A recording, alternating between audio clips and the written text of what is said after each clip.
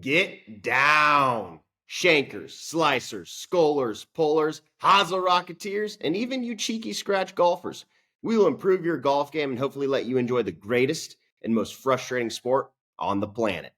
Grab a bucket of balls because this is Across the Line.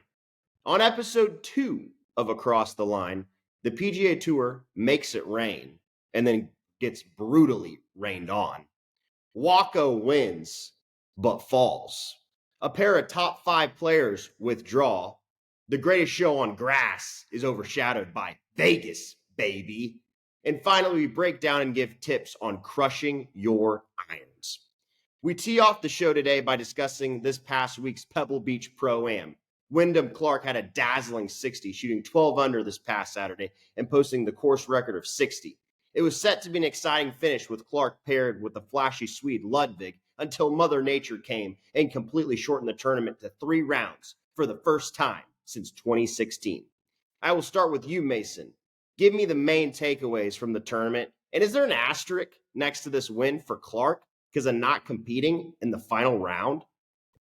Yeah, obviously a crazy week when the PGA Tour only plays 54 holes. It's kind of funny because it's synonymous with LIV, but obviously, in this case, getting rained out or winded out, whatever you want to make of it, is crazy, especially in the state of California. But definitely 100% no asterisks for me. I mean, Wyndham Clark going to the last round was tied for 31st. And when you make 2 eagles and I believe 4 birdies on the front 9 and take the solo lead when you're that far back of the lead, and you go on to not only shoot 28 on the front 9, which was, a front 9 scoring record, but to back it up by shooting 32 on the back 9 and nearly making a putt on the 18th hole to shoot 59.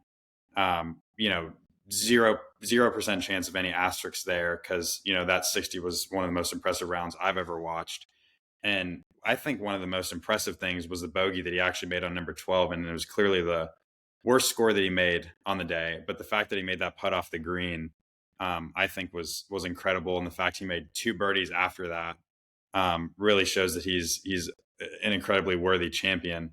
The thing I guess the viewers miss is that Thompson and I, know how hard it is to back up a crazy low round.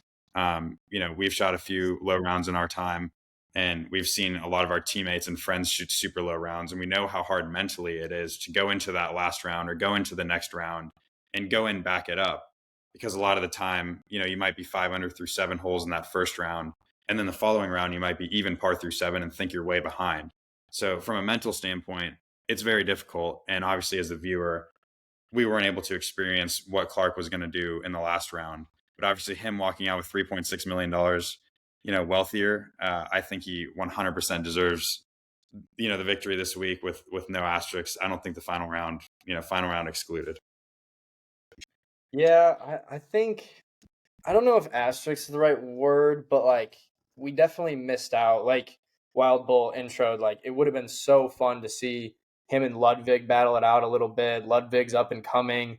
Wyndham was backing up his US Open, which this definitely validates that. But the fact that he didn't have to do it in 4 rounds, you sign up for that tournament, it's 72 holes. So it's there's no asterisk, but it was disappointing to say the least. I think it would have been great if the PGA could have kind of planned for this. They knew that weather was coming in.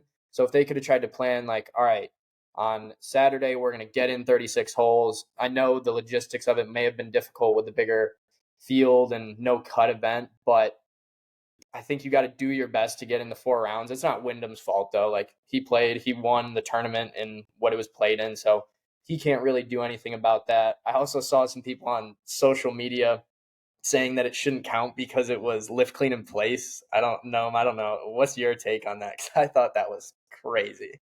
I mean, I think that's ridiculous. Obviously Jack Nicklaus's quote of lift clean and cheat or whatever, the famous quote that he had back in the day. But, you can't take it away from Wyndham in this case. I mean, shooting a 60 at Pebble Beach, a record on the front 9 and finishing the tournament off. Obviously, at the time he didn't know that that was going to be the last putt he made on 18. But I mean, I think that's ridiculous. I think a 60 at Pebble Beach, anytime, let alone when you're playing the AT&T Pebble Beach National Pro-Am. I mean, it doesn't matter doesn't matter if you have it lift clean in place at all. I mean, I think that's ridiculous in my mind. And he did it too, leaving. I watched like the last few holes because I was out practicing and looking on my phone. I was like, I got to catch this to see if he does it. And last 3 holes, he left 3 putts in a row from varying ranges, like 20 feet, 15 feet, whatever. But like literally 2 more rolls and they're dropped. Like he was 3 inches away from shooting 57. Like if he just hits those a little bit harder, they would have dropped. But I agree. The lift clean in place, like, yeah, it does make it easier, but like you still just shot a 60 at Pebble. Like you can't just bounce around because of that. But it also makes it interesting, like we kind of talked about, 54 holes for the PGA.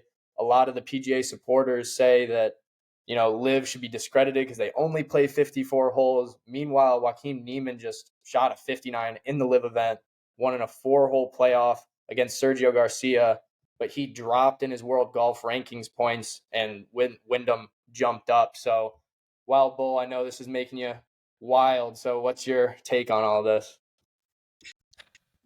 Will Thompson, Mason, oh my gosh.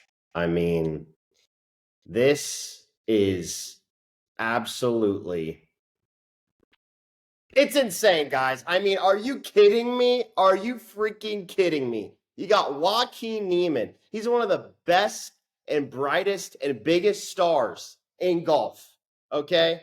And he goes and he beats Sergio Garcia, I think in the dark, by the way. They had to use like glow in the dark, basically, golf balls. He beats him in a 4-hole playoff. Sergio Garcia is a major champion, one of the best, one of the better players of our generation, maybe the best Spanish player of all time. And he wins the tournament and he drops. He doesn't even just drop, he drops from 66 to 74. That's a big deal. So LIV, if you play on the LIV, you win all the money, but you don't get any credit within the National Golf Organization. It's crazy. It's like if you've seen Caddyshack and Rodney Dangerfield comes in and as Al Sergevek, and he's handing out, the 20s and the 10s and giving everyone tips, and he's got the, pinstriped, golf outfit. And then the PGA is Ted Knight, the old crusty, let's do it this way. And there's just no fun. Not even there's no fun. There's all this power. And I think it's crazy. I don't know what y'all think, but it's like, yeah, I understand they're not playing in the biggest field, and I understand that they're playing DJ music. And if y'all see this week at the Vegas event, they've got like all of these crazy things. The Vegas Showgirls are coming for an event. They've got it's not the same feel. It's not the same pressure. The field's smaller, but I mean, I still think you should be given credit for winning a tournament, regardless of where it is, against the best players in the world. And if you look at the top 10 official world golf ranking, like half of those players or more, I don't know the exact number, but many of those players are on LIV right now. So, Mason, what do you think about this? Wild Bull, I think you hit the nail on the head. I think it's crazy that somebody like Joaquin Niemann can have a performance like that, shoot a 59 and not get any semblance of credit for it as far as the world rankings go. And it's a really hard question because, how do you weight PGA Tour events versus LIV events? What fields, are stronger? How do you, assemble a system in which you can have those two, leagues or tours, coexist, but also get world ranking points for both. So, I mean, I think they definitely need to devise a system that allocates points to the LIV guys, because you can't have Joaquin Niemann have a performance like that, beat Sergio Garcia in a 4-hole playoff, and fall 8 spots in the world rankings. And like you said, Wild Bull, like 8 spots is a lot. That takes a lot to fall that much, especially when you're that highly ranked. I think something obviously has to be done about this, but the question is, what can they do? And how are they going to go about fixing this? Because, it's so hard to get the weightings right. And it'll be really interesting to see, going forward, is the merger going to happen? What's the ranking system going to look like going forward? What's going to happen to the guys like Joaquin Niemann, who played all this great golf, the Taylor Gooches of the world, all of those guys that have played really well and LIV? How are they going to, get back on the world ranking system, back credited for how they did play on LIV? Are they going to get credited? Are they not? It's going to be a very tough question, and it'll be really interesting to see, in the coming months what happens with this, because falling 8 spots after shooting a 59 and playing that well is crazy in my mind.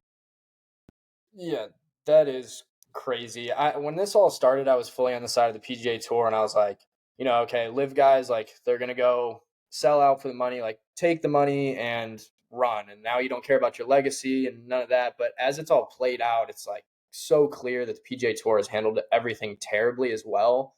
So like I don't think that the live events should be weighted as heavily as the PGA Tour. I think the PGA Tour events are deeper, like no doubt about it, but those live events like are super top heavy, and those players have dropped in the world golf rankings because of this whole system. Like you can't tell me that Dustin isn't a top 10 player in the world. You can't tell me that Brooks isn't when he's on. Like when those guys are on, they're great, and Rahm obviously now.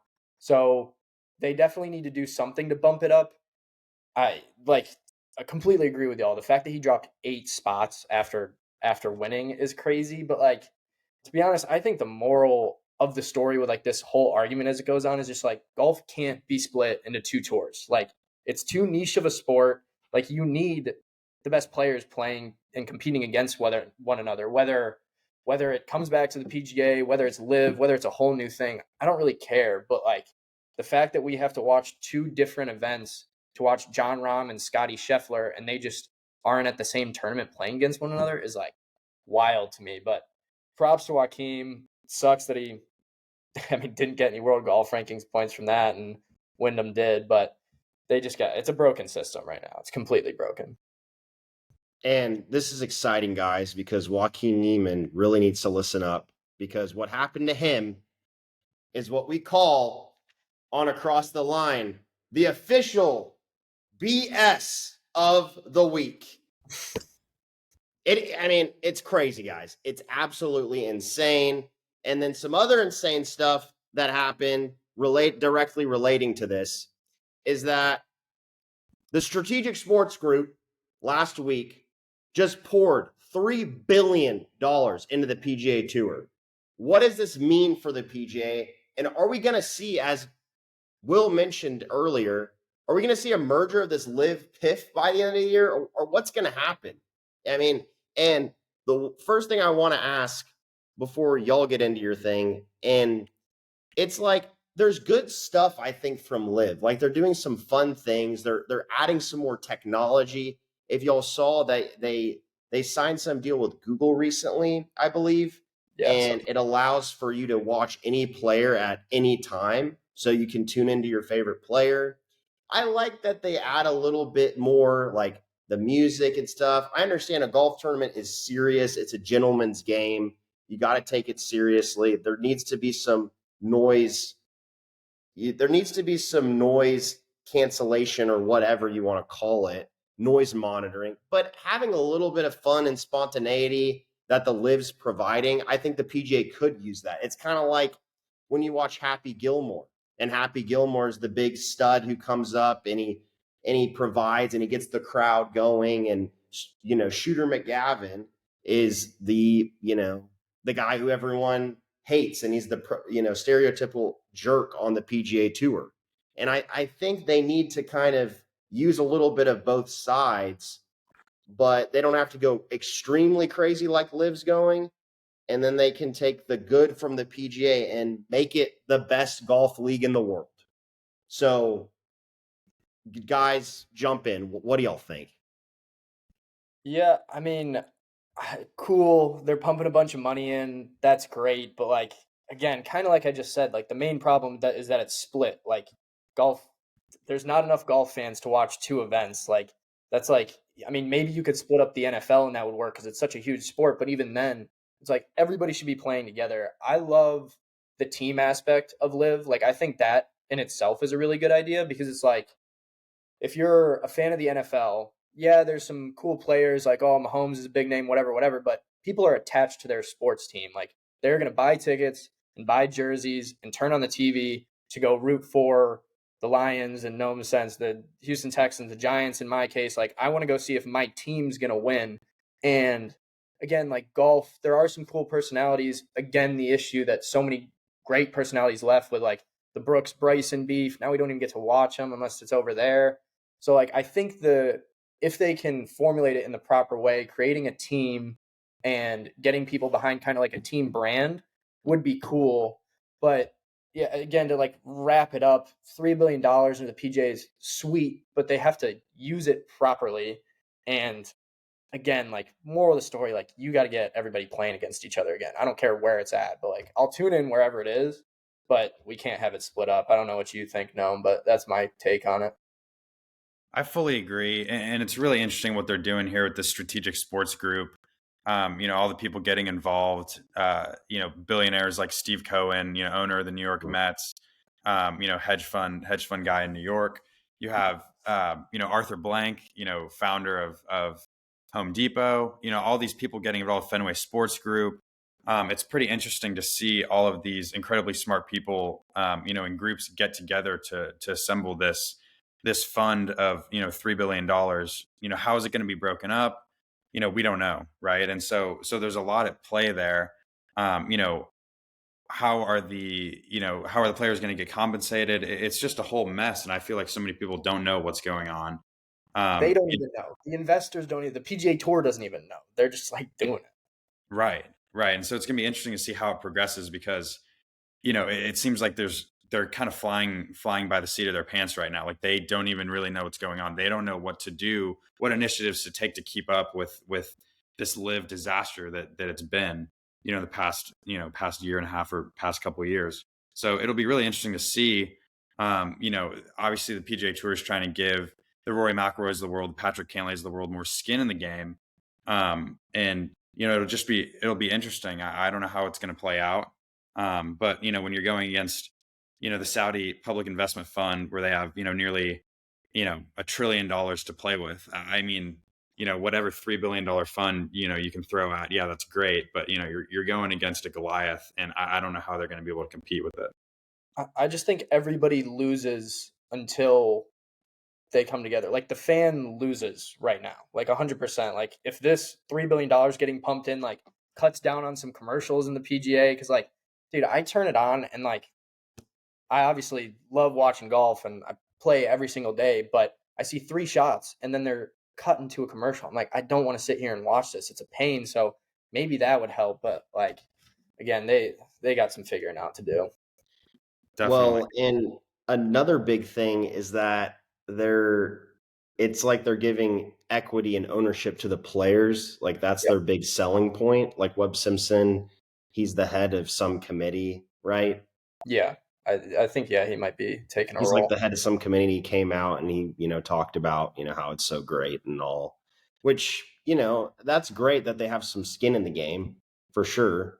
But like, I don't know. Like y'all said, the PIF's got unlimited money, and it just doesn't. It doesn't really seem like it. Just seems like they had to do this, but it's not gonna. It's just a Band-Aid, essentially. Yeah. It's not gonna fix the disease. No.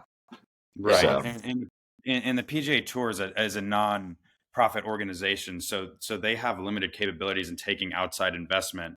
They just make revenue by making broadcast and they make license agreements directly.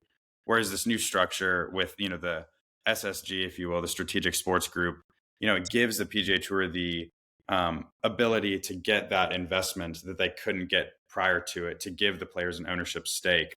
And like you said, Wild Bull, like giving the players more skin in the game. But again, you're dealing with, the Goliath here, $1 billion, seemingly endless. I mean, $1 trillion, seemingly endless amount of money.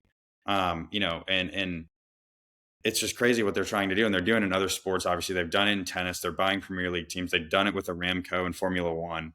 And again, they have unlimited amounts of cash seemingly, and they could do whatever they want. It seems like at this point.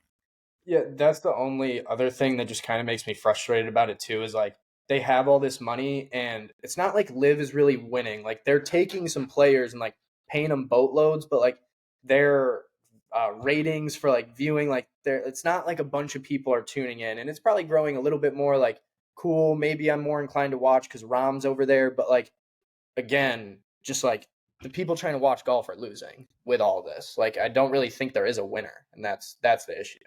Yeah, I saw a report that the rerun of the Pebble Beach on Sunday, because they shortened it, as we mentioned, to 3 rounds because of Yeah. the storms, still vastly beat the LIV tournament.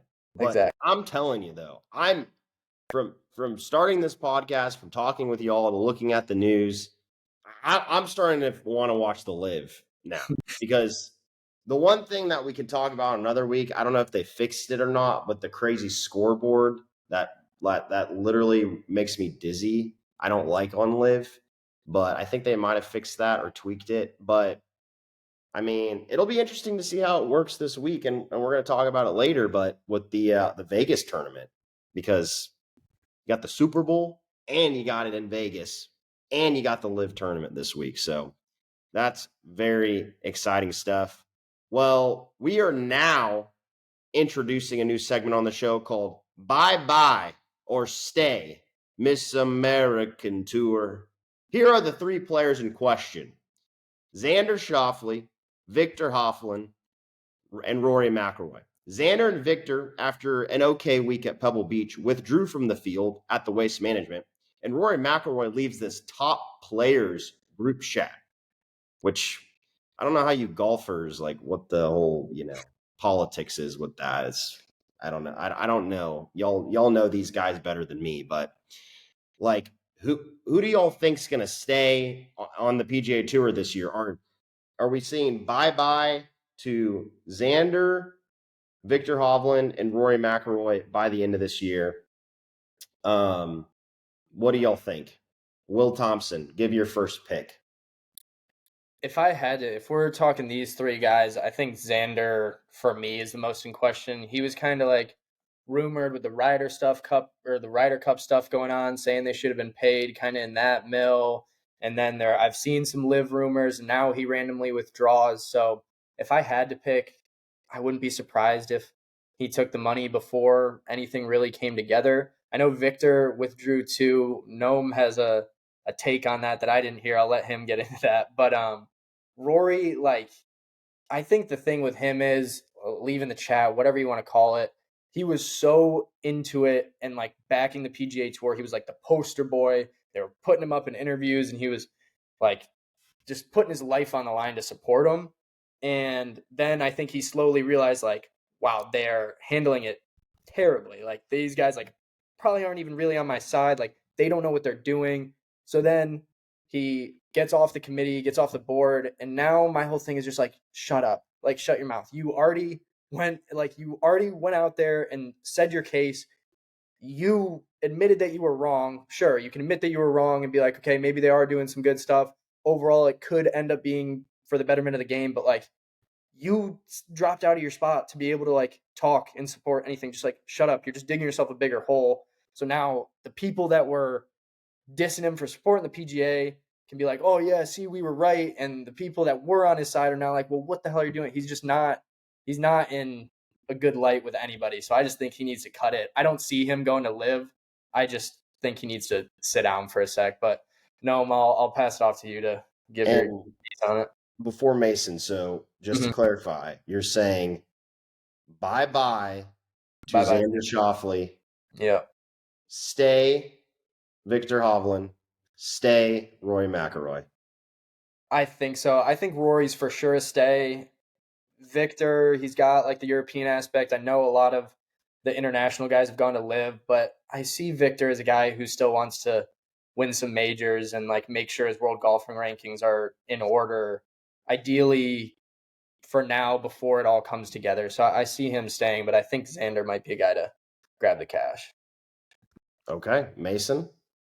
I think when you're talking about these 3 guys, I would agree with Thompson here. I think Xander would be the flight risk of these 3 guys. I think you've had Rory, who's been, the one. Obviously, he's changed his dialogue recently, and we saw with Rahm, towards the end, he was pro PGA Tour the whole time, and then, the dialogue kind of changed. The golf life balance of like, I want to spend a little more time with my family. You could kind of tell that behind the scenes he was switching up in his mind a little bit, and then next thing you know, he's signing with LIV. Right. I don't think Rory's going to be that case. Obviously, he's changed his dialogue about LIV. You know, he started off super anti-LIV, and then now his stance is a lot softer than it was before. I don't think Rory is a flight risk to the PGA Tour at this point because he has been the pioneer for the PGA Tour in this PGA Tour LIV battle so far. I also think Victor's probably going to stay. I think Xander would most likely be the one to go. I agree with Thompson. Obviously, you have the stuff with the Ryder Cup, with the players should be getting paid, all of this and that. So I think Xander would be the flight risk. And what do you think, Wild Bull? I mean, I think Thompson's So right you're on that. saying bye-bye Xander Schauffele, stay Roy McIlroy, and stay Victor Hovland. That's your pick. I would say if any of the three were to go, it would be Xander. I do think these three guys are probably going to ride it out, which I don't know what that's Okay. going to really do for them. So Because you're saying stay all. Stay. well, if that is an option, I probably would stay. I would say stay all three, most likely. But Okay. if any to go, if I had to choose one, I would say it would be Xander of these three guys for sure. No, you don't have to choose. You can say Okay. stay. I'll stay. He's holding. He's holding. holding. Well, real quick, tell me what you said about why you thought Victor pulled out. The rumor that you heard. This is good. Oh insight. yeah, this is just speculation. But I don't know if I saw it on social media or where I saw it, but obviously Victor Hovland, a couple of years ago was one of the worst chippers statistically ever in the game. Was really struggling out of bunkers, couldn't really chip the ball close to the hole at all, and it was really hurting his game. So he started working with Joe Mayo, who also goes by the name Trackman Maestro, and they worked on a lot of things, specifically moving his attack angle, getting even steeper, moving the low point forward, and it really helped Victor's chipping. But then he ended up firing Joe Mayo, and then apparently started chipping it really bad again after he, cut off ties with Joe Mayo. And it's really interesting to see, like, okay, what is he really withdrawing for? Is there anything there? Is he like taking time to work on his chipping? I don't think that's the case. But I did see it on social media that was speculation that he's withdrawing because he needs more time to work on his chipping. And Thompson was talking about how Joe Mayo he could have the yerps. He could be pulling out for the yerps. Yeah. Could. I think it's speculation mostly. What's the yerps? I don't even want to say it out loud. It's the Y word. Basically, it's just Tipping we call it. Oh, okay. Frowned upon from I'll say it because I don't give a rat's. You know what? Because I'm not trying to be a pro golfer. The yips, people. They think he's got the yippity yippers. Potential. Yeah. So I guess. So building actually, up. You're saying Mason Gnome headline. Victor Hovland withdraws from Waste Management Open, has the yips. Total speculation. I don't even know. Double down. Go on the record. I did see it. I would tell you to relax on that one just a little bit because I don't want to have my name tied to that. But I do think he probably, I don't know if his chipping's necessarily lost him. I didn't watch him enough these last few weeks to know. But Thompson was talking about how Joe Mayo, his chipping coach for a while, would be, rowdy in the stands, following Victor, screaming and all this stuff. And I'm sure Victor probably didn't really like his coach being all crazy following him, week to week. So maybe there was something there. He just needed to get him away because he was going crazy at the PGA Tour events. Who knows? Again, like crazy in what way? Like an overbearing parent who's like a kid that's playing second grade basketball and like storms on the court and slaps him in the face. I mean, kind of like, and again, this is speculation. Don't headline me, but apparently he'd be like reach the headlines. People will watch the show. So apparently he'd be like walking off a green, and Mayo would be like, "Come on, Victor, like you got this," and like 90% of golfers are just like, sit down, like let me finish my round and we can do all that nonsense. So that's what I heard. But yeah. Well, so who does this Joe Mayo work with? Has he just been blackballed from the PGA Tour because of his antics? Or, I mean, you said he's like a great chipping coach. He's been like growing like crazy. Like his whole concept, just in general with chipping, you think about like being shallow, using the bounce, like not digging too much. And Joe Mayo is saying like hit down steep on it, get to your left side. Like he has this, I mean, I don't know if like revolutionary is the right term, but just a different look on it and the way he teaches, and guys have been loving it. So I think he has other tour pros and he's continuing to work, but it's really interesting stuff. I've looked at some of his Instagram and it's pretty wild. So That's pretty cool. Yeah. yeah. And I mean, that name, Joe Mayo, there's not that many Mayos out there. There's, I believe, OJ Mayo, who used to be a fairly good stud in the NBA, and then Gerard Mayo. Yeah, didn't he He's, just get the Patriots head coaching job? Yeah, oh, he that's did. right. I think so. Yeah. Yeah, I think you're right. Yeah, former linebacker, I believe, for the New England Patriots. Yeah. Yeah. Well, Who do you think's leaving, Wild Bull? Or do you think they're all staying? What do you think? oh my gosh. I always forget my picks on the show. Always forget my picks. So we're going. Thank you, Will. Yep. We are going stay Roy McIlroy because as y'all, very intelligently discussed, Roy McIlroy is the poster child of the PGA Tour, regardless if he talks out of both sides of his mouth and he doesn't really know what's going on. He's staying. I believe Xander Schauffele will stay. He still wants to win majors. And even though Victor Hovland still wants to win majors, I think Victor Hovland, did y'all ever see that Instagram video of him, like going crazy in the Oklahoma State locker room, like hitting these crazy shots? Like he is, he's an international guy. He's from the Netherlands. He comes off as he seems like a very nice guy. Seems very, kind and considerate. But he's got a couple tricks up his sleeve. And I think he's going to join the international boys in the LIV because it's predominantly international players. And then you have a few headline USA players. And I think he's going to be like, I'm going to take my chance, make $200 million and then take a chance, and then the LIV and PGA potentially will merge, and then he'll be able to play majors again. So, hell, I'd do it. So, I'd make the bank.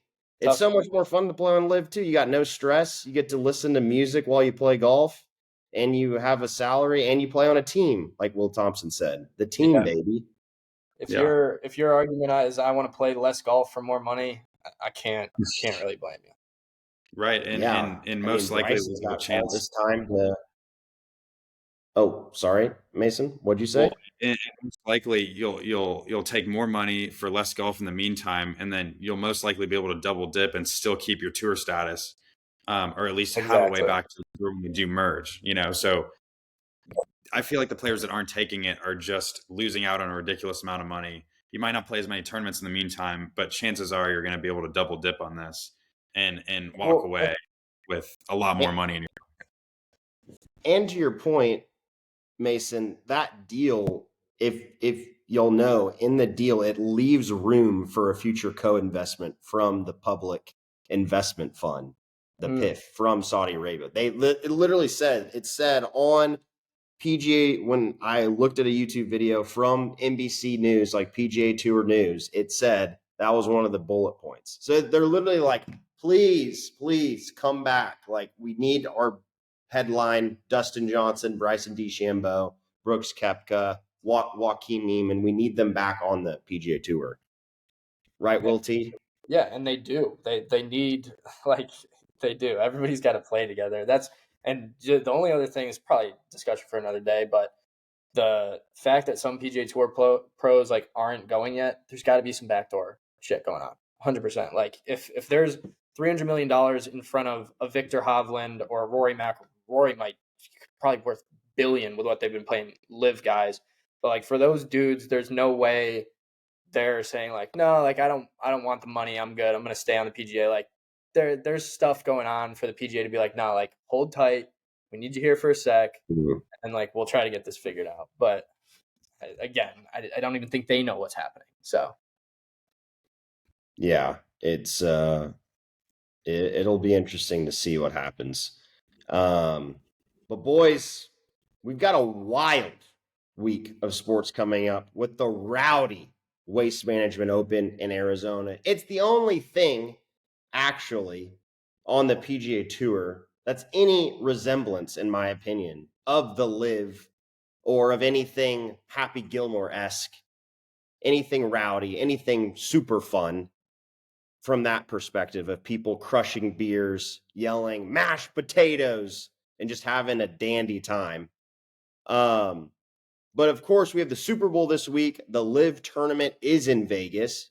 So, Mason, what do you got to succeed on these courses? And who you got this week, Mason? And your boy, Mason, Zahith Thegali, he's leading the tournament right now. So, Mason, what do you got to say about your boy?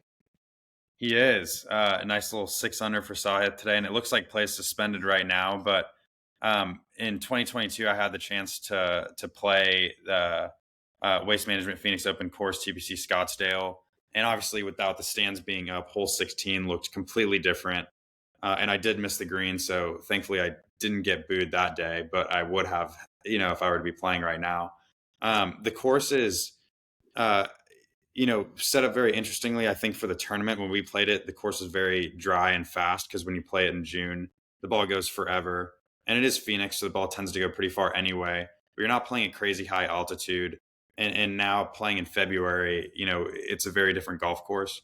But from what I learned is that, you need to drive the ball decently well. You got to put it in play. There's certain driving holes that are, you got water down the whole left side and you don't really have much bailout right. You have desert in a lot of areas. So I think driving the ball is super important, and being able to hit your irons close is super important as well. So, for me, seeing players, like I know Scotty's had obviously tremendous success in this course. Hideki Matsuyama, phenomenal iron players, had a lot of success in this course. Players like that are the ones that I'm looking to see play very well this week. Those that can get it off the tee in a decent spot, and then from there, if you avoid the water and the desert, you're going to have a good chance to score because you're going to have a lot of mid to short irons in. And if you can take advantage of those chances, you can shoot a really low round like Sahith did today. So it'll be interesting to see. But my picks would be, either Scotty or Hideki, and they can win any tournament any week. But I think their games are even more catered to courses like this just because of how well they ball strike it, for sure. What do y'all think? Yeah, I agree. You went into the course plenty enough. I think it's just like a birdie fest golf course, right? It's kind of like, if you think of like dome TrackMan golf, it's just the guys who can stripe it and make a ton of birdies. My pick isn't really on par with that, and this is definitely more with my heart than with my head, but to see a little 3 under from Jay Spieth, I'm really looking for a resurgence from him. He's been on the incline. He's a Texas boy, so like I'm probably more just rooting for him than hook him. I'm probably more just rooting for him than really believing that he can win, but he's been playing well, and like I think one win for him could just snowball. Like he's so good, and he's like got a little bit of that magic. It doesn't have to be perfect, and I think if he can just get one back under his belt and get the ball rolling, that it'd be fun to watch. And so I'm rooting for that. I would love to see Jordan Spieth win, and that's who I'm rooting for. Obviously, we're all Texas X's here. Hook 'em.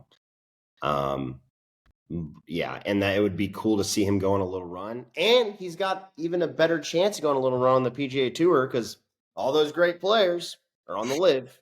So, we saw in the last couple of weeks, generally speaking, other than a few, like American players generally do really well on the PGA Tour. And then in the last couple of weeks, the leaderboard has been loaded with international players, which is cool to see. And that is why my pick this week, because we get to cheat a little bit because the first round obviously has happened. My pick this week is a man that I don't know if a lot of people know about. I don't even really know that much about him, to be quite honest. But what I do know about him is he's been on the leaderboards pretty much every week the last couple of weeks. And his name, Chun and Yu. This guy is a beast. Okay. And right now, Mr. Yu is 2 under, and I'm seeing a big old W at the Waste Management Open and hole 16. The crowd's going to go crazy for him. So that's my pick of the week. I love that pick. Sorry, not to cut you off, Wild Bull, but No, I love that pick. And one thing to add is that uh, his name's Chun On You, but he goes by Kevin. Yeah. He Okay. played golf. no, that's No, this is funny. He played golf at Arizona State, and so he's got, I'm sure, a lot of people out there that are following him. You know, obviously ASU is a great place to play golf, and there's a lot of guys I'm sure in this field that played at ASU. But you know, who knows? Maybe he'll walk out on hole 16 wearing, you know, an ASU jersey and hit a shot for the fans, or you know, maybe we'll see something along those lines. You know, I think some players have done that in the past. Maybe Paul Casey, I could be wrong on that, but I know Rom. some old. Oh, Rom, that's who it was. It was Ron, Rom. I think Tom Kim did that too. He I wore Yeah, the jersey. that too. Funny Yeah, enough, that famous Tiger hole-in-one back in the day, my coach Joe Lasardi, my original coach from upstate New York, he was working down in Arizona at the time, and he's in the crowd, like right on the back of the green during that when the place just like goes wild and erupts. So that's always a cool story from him. Do we get a hole-in-one this week? I know did we get a couple last year, I think? I think we got So two. you're saying at 16. I'm saying only on 16 are we getting a hole-in-one? Is the stadium going to erupt? Do we get a cool scene? And for our straight shooters out there, most of them know because they love golf like crazy. But 16 is, and correct me if I'm wrong, if there's another hole out there that I don't know or other tournament. Not As far as I know, it's the craziest par 3 in the world because of the environment, because the grandstands, everyone's cheering and yelling. It almost feels like you're at a football game Yep. or a basketball, game, and you make a great shot, the whole place erupts. Is there anything else like it? No, not in golf. There's some things that kind of try to resemble it. I know LIV tried to do kind of a thing, but with the way they've built it up, they get so many people in there and they get there at 6 a.m. and they're pounding down beers. They're rowdy for those guys to come through. So this is one of my favorite tournaments to watch because it is like, I just want to see 16, see if anybody can do something good or bad. So you get a fun reaction out of the crowd. for sure. And that hole, I mean, obviously it's the stadium hole. They tried to mimic a similar thing on 17 at Sawgrass, but obviously, you know, they have a body of water that they're dealing with, so they can't build a full enclosure around the hole like they can on 16 at TPC Scottsdale. And it's so funny because when you get off the 15th green and you go to 16, when you're playing, you know, just a normal round there, you have no idea that you're even on 16 because the hole looks so different when you're, you know, playing versus seeing it on TV. I mean, without the stands there, you wouldn't even recognize the hole at all. And so that's just a little funny deal. But you know, watching it on TV, you can recognize the hole just from obviously the stands because it's you know, one of the most recognizable holes in golf. But when you're playing it, you know, just for fun, it just looks like any other normal par 3 that's a pitching wedge or 9-iron. So obviously an exciting hole though, because you know, you get to see if somebody makes a hole-in-one, you get to see about 10,000 beer cans thrown on the hole and people get rowdy. So it's fun. Are you saying yes or no? Yes or no for the hole-in-one? What do you think, Wild Bull? I'm saying, I'm going yes. you know who's going to have hole in one this week? Kevin, you. Not Kevin Yu. Not Kevin Yu. Who do you think I'm picking? Spieth? Not Spieth. I don't know. What do we I'm got? picking the Irishman who's playing well right now in the tournament, Mr. Tied for third, who just recently, in the last couple weeks, had an albatross. Did y'all see that? Mr. Shane Lowry? Are you kidding me?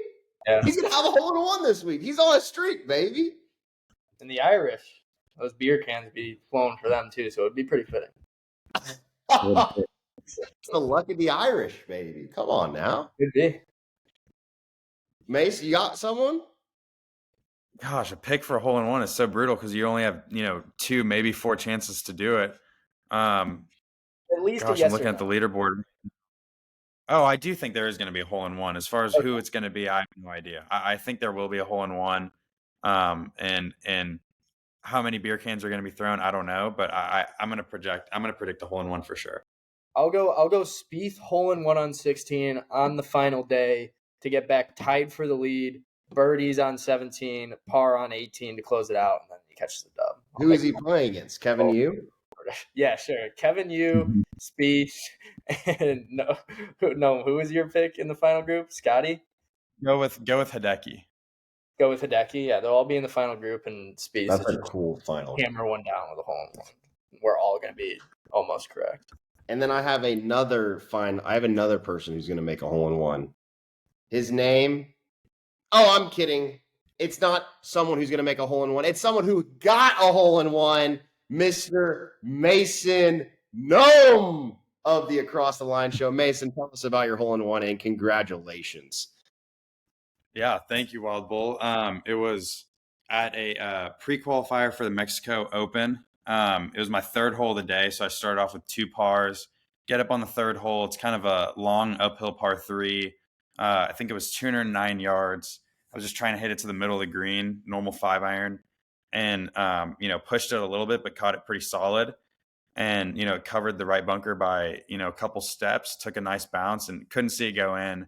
And the other caddy for one of the players in the group, walked up to the hole and saw it was in the hole and started jumping up and down, going crazy that it went in. So I not being able to see it go in kind of sucks, but it builds up a lot of suspense. And I do have it on video, which is pretty exciting.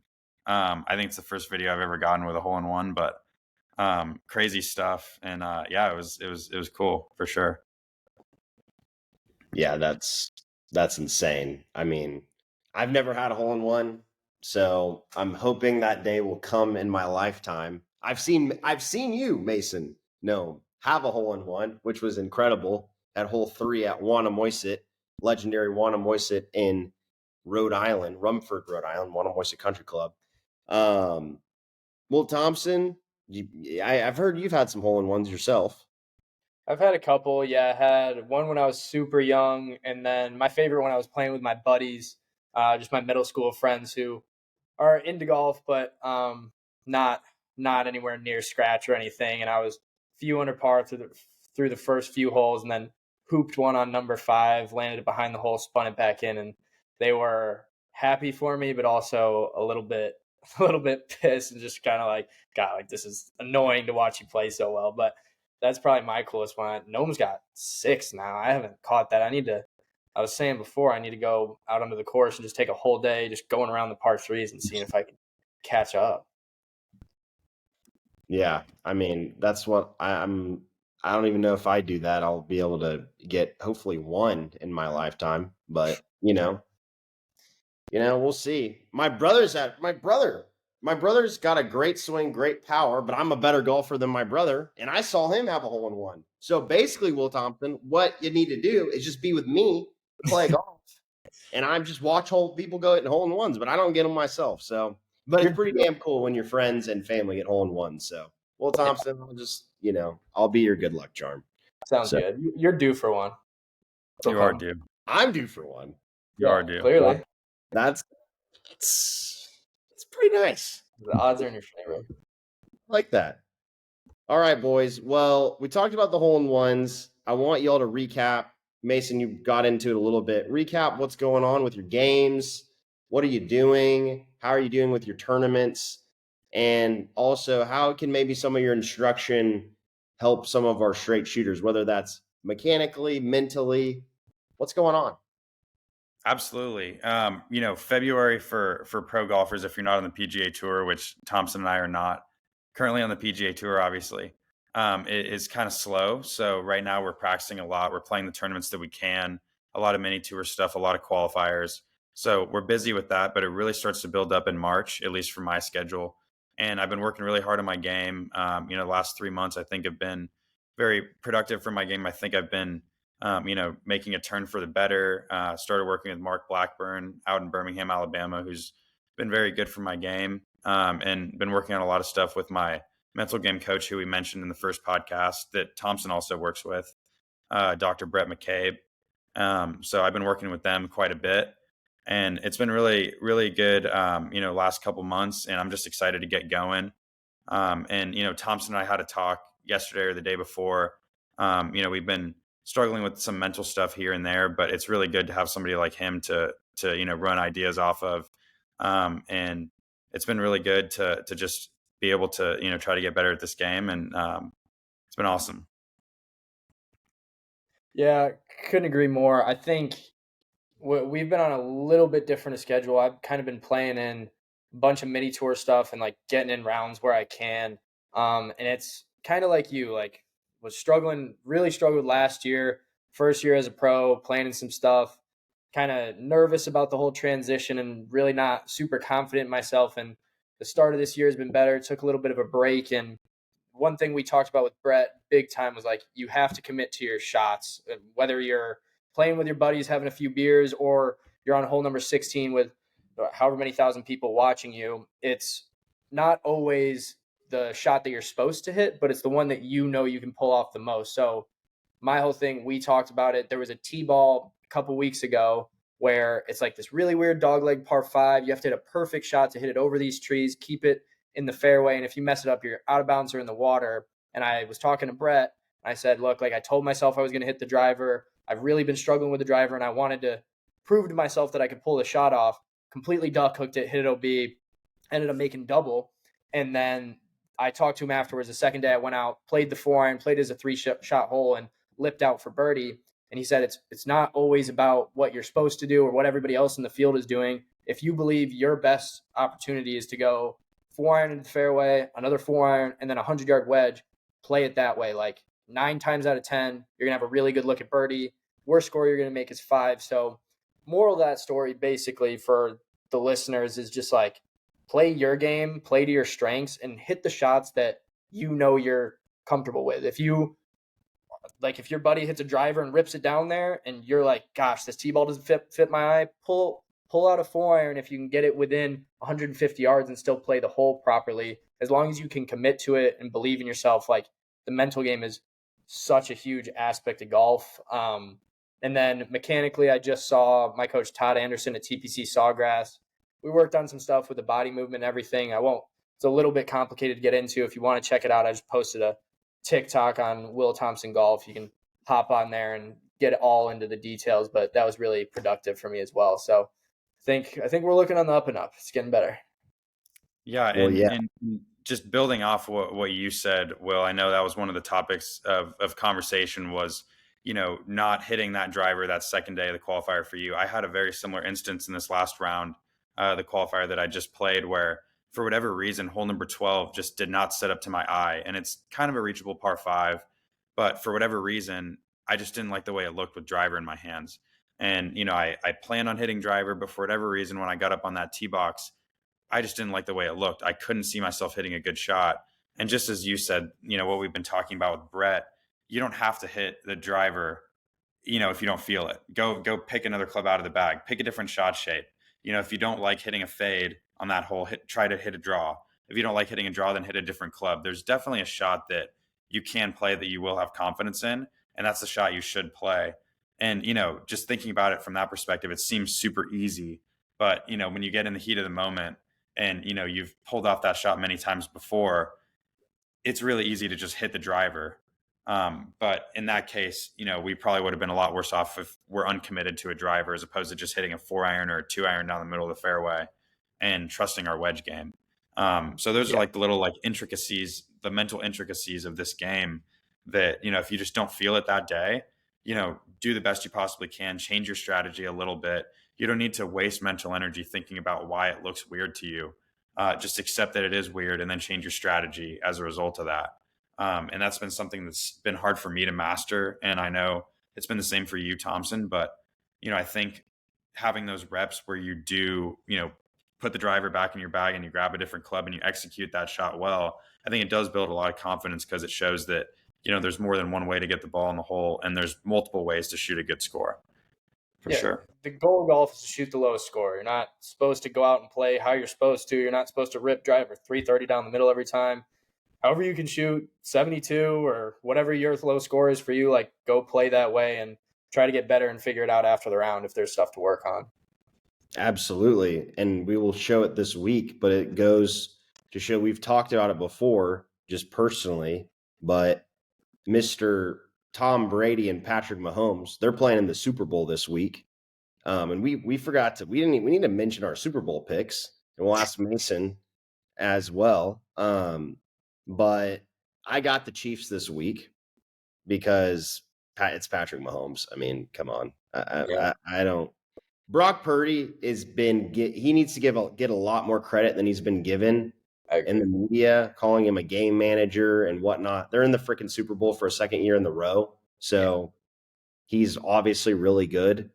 So I'm picking the Chiefs. But relating to that, if you look, which we will break down on social media this week on Instagram and TikTok, the Tom Brady versus Patrick Mahomes swing.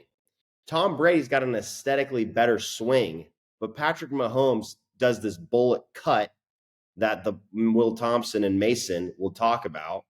And that's all about consistency. So Tom Brady might look prettier, but in a lot of ways, Patrick Mahomes will shoot the better score. And that's related to exactly what y'all are saying. It's not about the looks. It's not about, can I hit a driver 350 yards? It's about scoring. So if you're in the woods, take your medicine. So for our straight shooters, essentially, to sum all of what they said up, and Will Thompson, tell me if there's anything else to add, but like, take your medicine when you need to and play your game. Just play your game. Don't worry about all the nonsense. Play your game. And it's a long 18-hole round. So if you have to get a bogey on a hole, you got to get a bogey. You can make up for a birdie on hole 17 if it's on hole 2. So would you agree with that? Yeah, 100%. Like in the simplest form, it's just play to your strengths, and again, like take your medicine. Like I was working with one of my subscribers. He's a young high school player, and he's starting to get better at the game. But he made a double in one of his qualifying matches by trying to pull off this crazy punch shot, hitting a tree, and bouncing it back. And I'm like, well, like I'm not fully against trying to pull those off sometimes, but like how likely were you to do it? If you chip out, like you probably got to putt at par. In worst case, you're making bogey. So I like doing something, like definitely be aggressive. And if there's something, I think the moral of it is if there's something that you trust, even if it's aggressive, whether it's conservative, whatever, if you believe in yourself to do it, do it. But if you're not comfortable with something, hit something and do something you're comfortable with, because likely you're going to pull that off. You're not going to pull it off if you're over a shot being like, geez, I don't like this. I don't think I can do, like, whatever you can to believe in yourself. That's going to help you play the best golf. 100%. Yeah, and I'm curious to see what y'all's mental coach says about this, but I feel like when I've played golf and I'm kind of like hesitating, should I do this or not? Most of the time it's, Will, you shouldn't do this and you should go the safer route, because the aggressive shot, it's, unless it's like really a 50 or like a 50-50 situation and you just use your better judgment, I Yeah. feel like the safer route usually is the better route to take. But there are some points in being aggressive when in a certain point in the round. Yeah, I think like there's always decisions throughout a golf round. It's just like when you choose, then you have to be like, this is what I'm doing. I believe in it. Like I'm going to go do it. You can't still be like over the ball, like, maybe I should just chip out. Like you got to trust it when you trust it. So I think that's kind of the main thing is, yeah, just doing what you believe in. And once you make a decision, commit to it and go pull it off. Yeah, absolutely. And this is perfect timing because we're going to get right into giving the people what they want, the instructional value that they deserve and need. And we've got a great guy that we're analyzing this week. It is our straight shooter of the week, a Texas X, a good friend of everyone on this show. He loves to lift weights. He's big and strong. He's one of my good friends, Mr. Michael Niswander out of Austin, Texas. And I was hitting balls with Nisey this past week and gave him a few tips.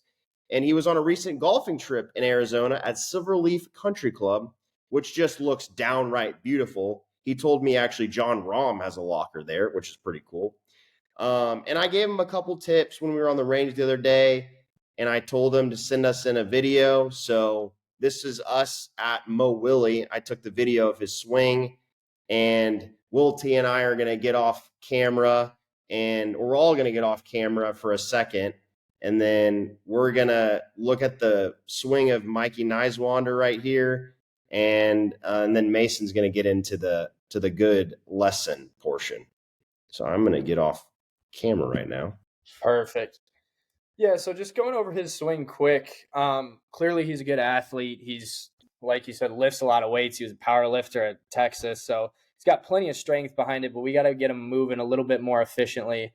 In my opinion, we got to get him more on plane before we can really deal with getting him rotating. So you can see, ideally, you want this club to travel up this plane line throughout the swing. And you can see his club head is well underneath just in the first move in the takeaway.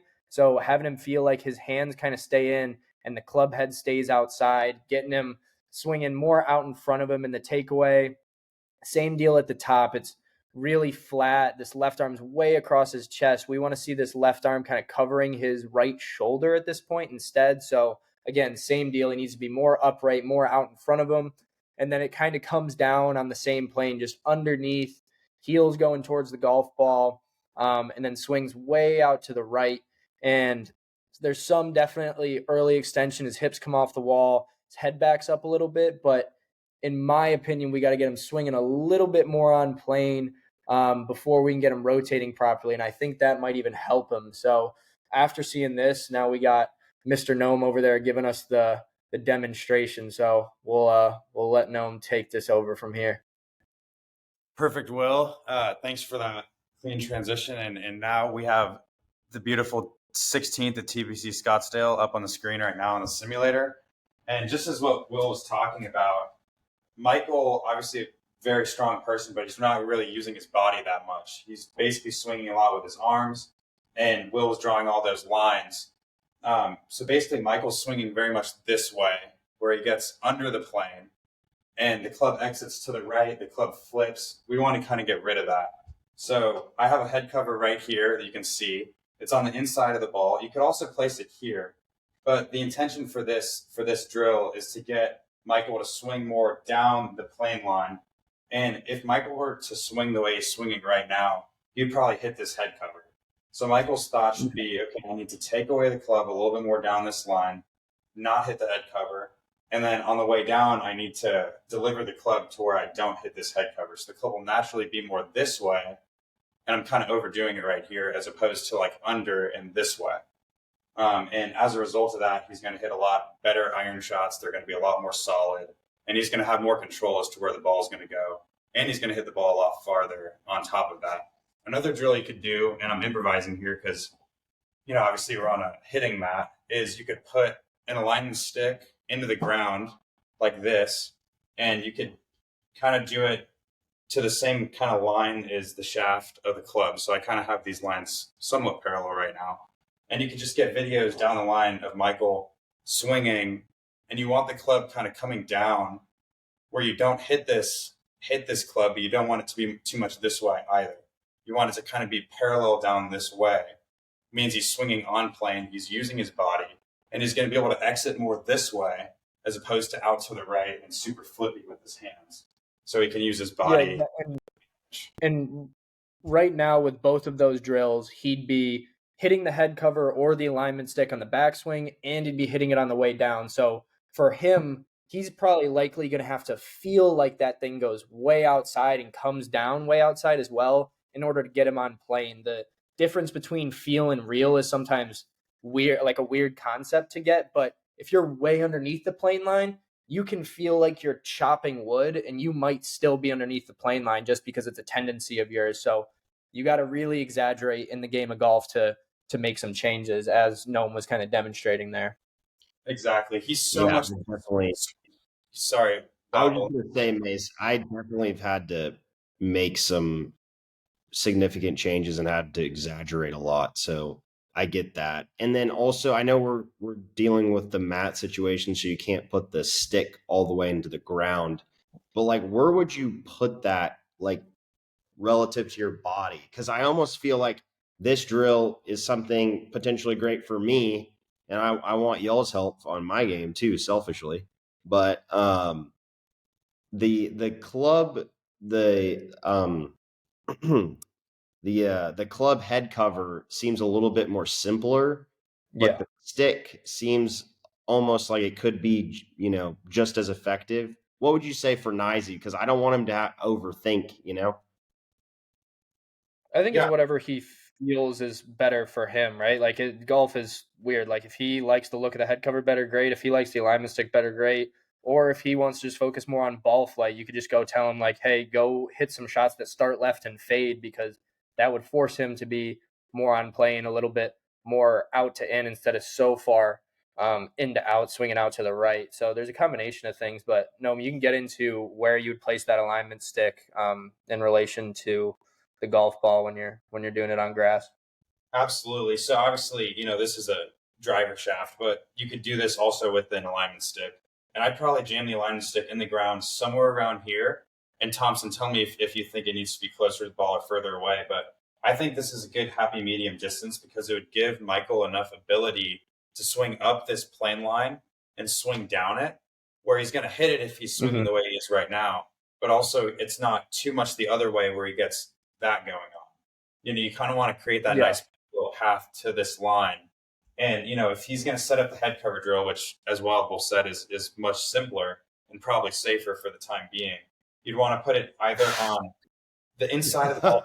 Yeah, because Nicey can't. I'm good friends with this guy. Okay, like he can't be hitting that stick, and then he can't go into the gym and not do bench press. Okay, so Exactly. And then one last drill to add. I know we're throwing a lot at him with 3 drills, but another one that he could do is, if he doesn't like the alignment stick being here, he could also put it up here, kind of on the line in which the ball is supposed to start. And what that would do is you'd have to kind of instruct him to like force himself to start the ball left of this line and try to fade it right. And the only way you're going to be able to do that, given his swing right now, is to get the club working a lot more this way, as opposed to way behind him in this way. And as Thompson was saying, he's kind of getting this move going on. If he can learn to start the ball left of the alignment stick, he's going to be able to naturally use his body and swing down this parallel plane line a lot better, for sure. Yeah, I think there's always kind of 2 ways to look at swing changes. If you're a guy that wants to be mechanical, I would use the alignment stick. The way that I do it is I usually put it, if you're trying to swing over it and get less underneath the plane, you put it about a foot inside the golf ball and a foot behind it. That's usually generally a pretty good spot. If you're more of a guy who kind of likes visuals, the head cover is probably better. And if you're somebody who's like, gosh, I don't want to focus on my mechanics at all, the alignment stick drill, putting it out 10 feet in front of you on line with your target and hitting shots that start left and fade, that I give that to my students on Skillist all the time, because it is good. And honestly, to do a combination of all of them is great, because in golf, ultimately, you got to go hit shots. So you can work on mechanics as much as you want, but if you can find a ball flight that also helps you get into the proper spot mechanically, then you're golden. So it's really whatever Michael prefers. He can use a variation at any of those 3 drills, and I think it'd work great for him. Exactly. Yeah, I totally agree. Mace, you got anything else? That's pretty much all that I was going to say. I think Thompson's so right on, the 3 ways of looking at it. We did give Michael 3 drills to do, and he can kind of experiment whichever one he likes the best. If he were to do one first, I'd probably experiment with the head cover drill, just because it's easier. You don't have to worry about setting it up, but you still get the visual aspect of having to swing the club more this way and be athletic with it. So I'd probably have him start there. But, we gave him 3 good drills to do, all of which are going to get him, in a much better position on the way down. He's going to be able to use his body, and he's going to be able to hit a lot more really good, crisp iron shots for sure.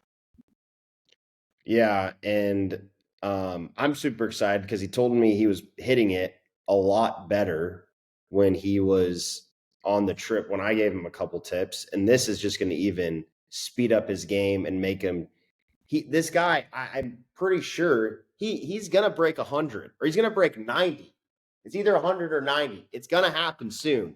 And we are going to tell everyone about Michael Niswanger breaking that, because Will Thompson and Mason Nome gave him the drill that propelled him to the top. Broke down. All right, guys. Well, we're wrapping things up. So if you are any human on the planet and you want to watch and listen to the contents of the Across the Line show, you can find us on YouTube, Spotify, TikTok, and Instagram at Across the Line Golf. Thank you to all of our straight shooters for tuning in today. Thank you, Mason Nome. Thank you, Will Thompson. And to all of our straight shooters, you are one step closer to banging home birdies and getting across the line.